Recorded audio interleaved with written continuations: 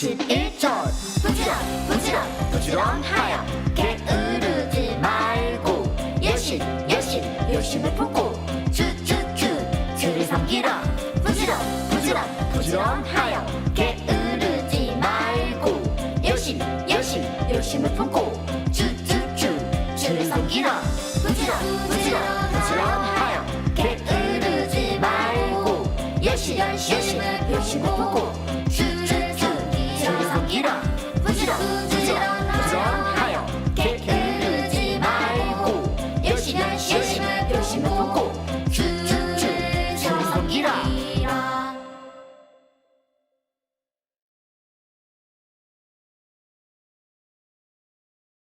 얘들아 안녕.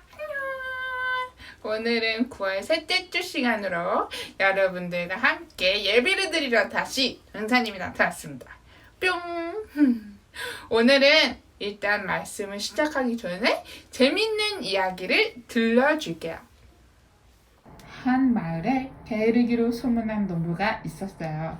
얼마나 게으른지 마을에서 이 농부가 게으르다는 것을 모르는 사람이 없었어요. 어느 날 모두 밭으로 논으로 일하러 간 시간 게으른 농부만 집에 남아 낮잠을 즐기고 있었어요. 아이고, 왜 자고 또 자도 졸린 걸까? 내가 몸이 안 좋아서 그런가?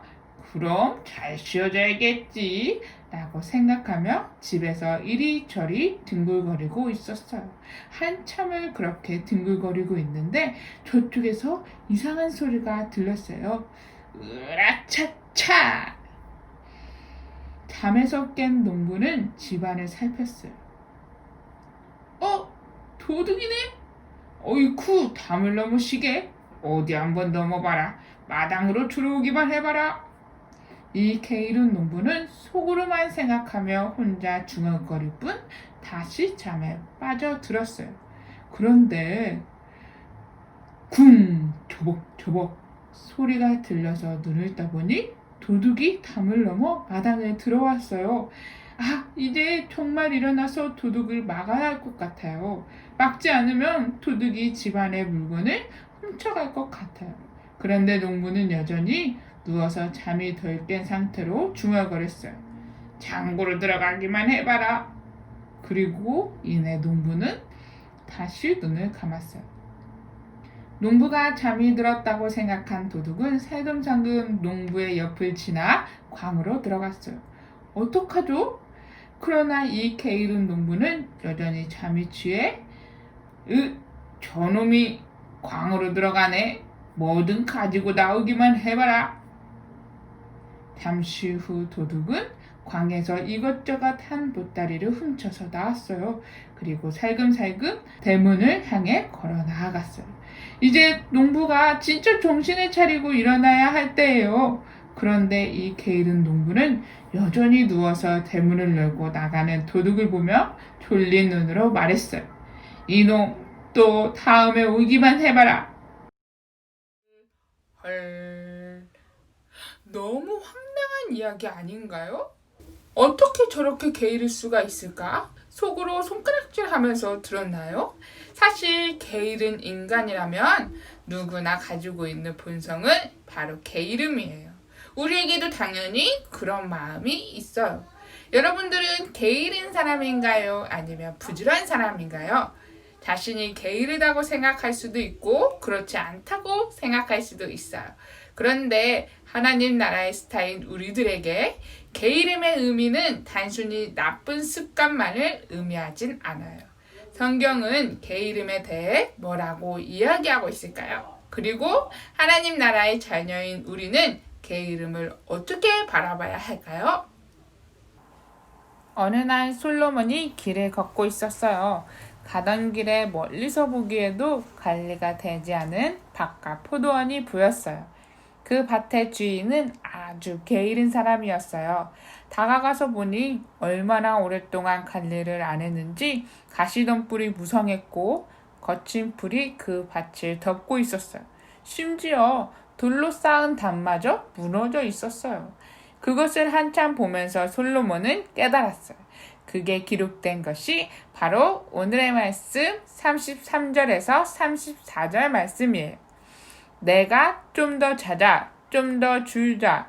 손을 모으고 좀 더 누워있자 하니 내 빈궁이 강도같이 오며 내 곰핍이 군사같이 이르리라. 솔로몬은 이 말씀을 통해 개 이름에 대해 경고하고 있어요.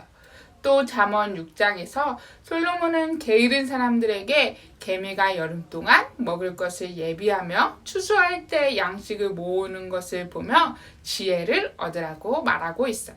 누구를 보며 배우라고요? 맞아요. 잘 알고 있죠? 개미예요.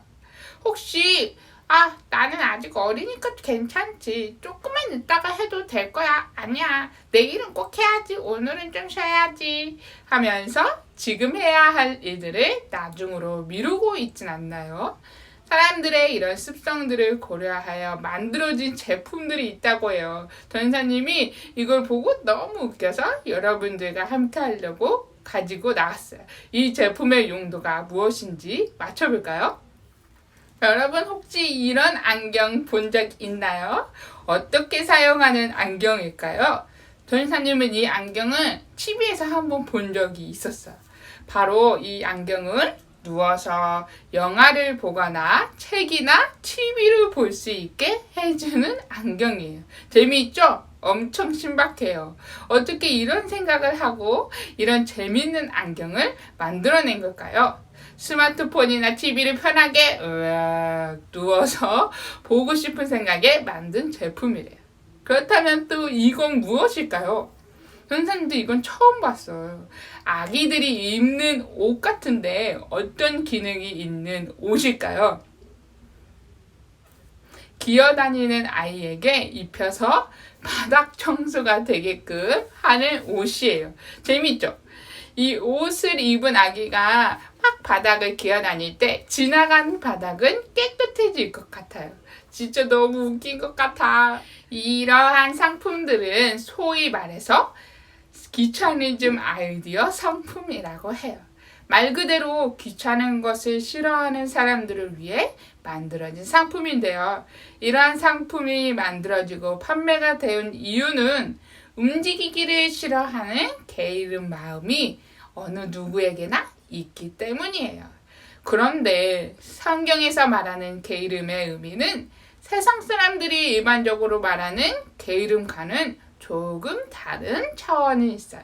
성경은 정말 성실하고 빨리 일어나고 바쁘게 살아가는 사람이라고 해도 그것이 오직 자기 자신만을 위한 것이라면 그 또한 게으른 것이라고 이야기를 해요.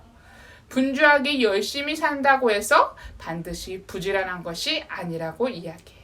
자신이 원하는 것을 얻기 위해서는 온 마음과 힘을 다하면서 하나님의 자녀인 우리가 하나님이 원하시는 예배와 기도와 섬김 등 영적인 일에는 전혀 관심을 갖지 않고 소홀히 하는 사람은 바로 게으른 삶을 사는 것이라고 성경에서는 이야기해요. 하나님 나라의 자녀인 우리들에게 게으르다는 것은 단지 잠이 많고 움직이기를 싫어하는 것이 아니라 자기 자신만을 위해서 바쁘게 살아가는 것. 그것이 바로 게으름이래요. 그럼 이제 친구들에게 다시 한번 질문해 볼게요.